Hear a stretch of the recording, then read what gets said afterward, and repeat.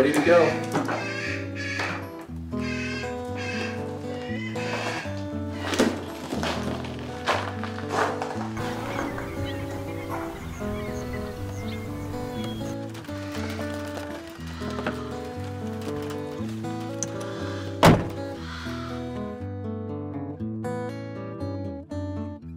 The Alala was amazingly important to Hawaiians and Hawaiian culture in so many different ways.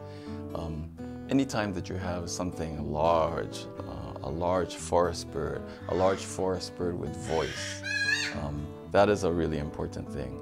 In the sinkholes of Ewa, you find the bones of Alala. So we know that Alala, although relegated to the island of Hawaii now, crows and crow species related to Alala were across all of the islands.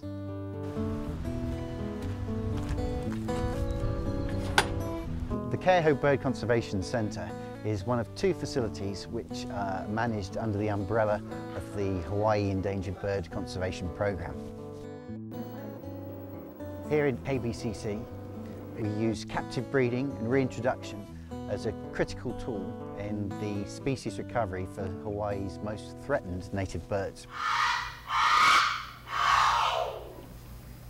Well, the birds we work with here are basically some of Hawaii's most threatened native species, and our primary focus is the Alala.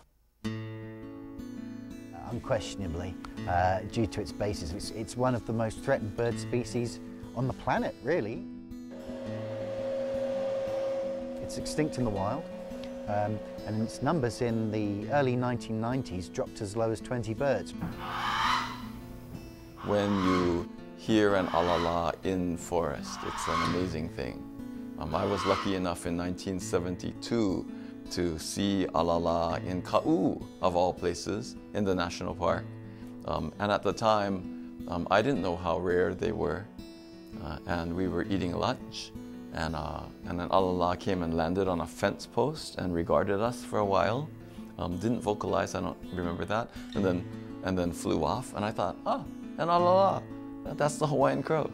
And I didn't think, whoa, that's an Alala. They're really rare.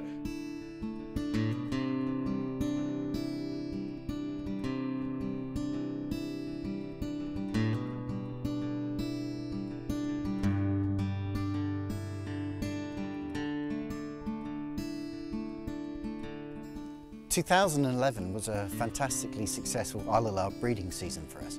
So we've produced 19 youngsters, which actually raises the population by 20%, which is amazing.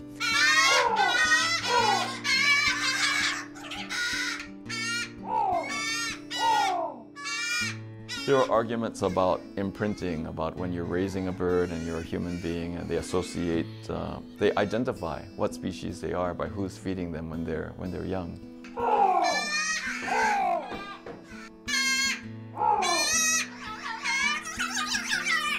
And so now they use puppets that resemble Alala heads in an attempt to at least avoid the imprinting of the young crows onto people.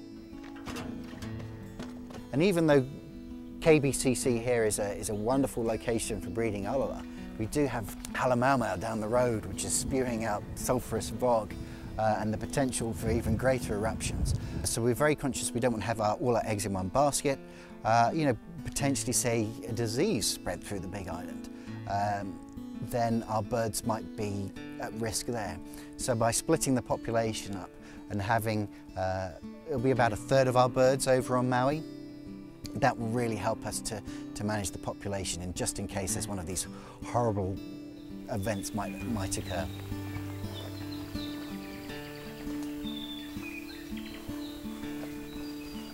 And yeah, at the moment, that noise, just simply that noise, is missing from the forest. They are, you know, a key component of just Hawaii's heritage. So to re-establish them out there will be really fantastic achievement. And we're excited to be heading along that path. These two birds, they're going over to Maui we've just had some new aviaries built. So they're going to fill those aviaries for the short term They're going to be in a big group with other youngsters where they're developing social skills, and perhaps even in years to come there may be some elements of mate selection going on.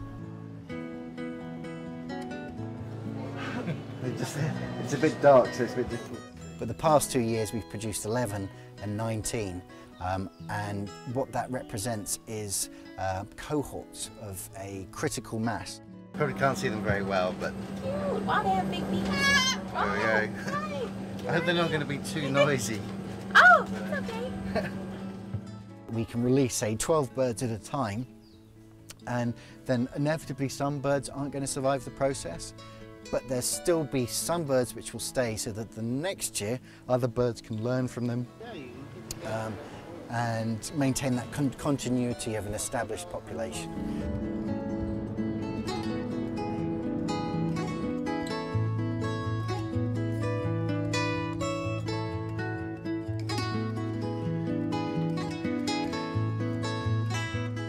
When it gets to about 2013, we'll make a choice on whether we will start to pair them up as breeding birds, and the most genetically valuable birds will undoubtedly be retained within the breeding program.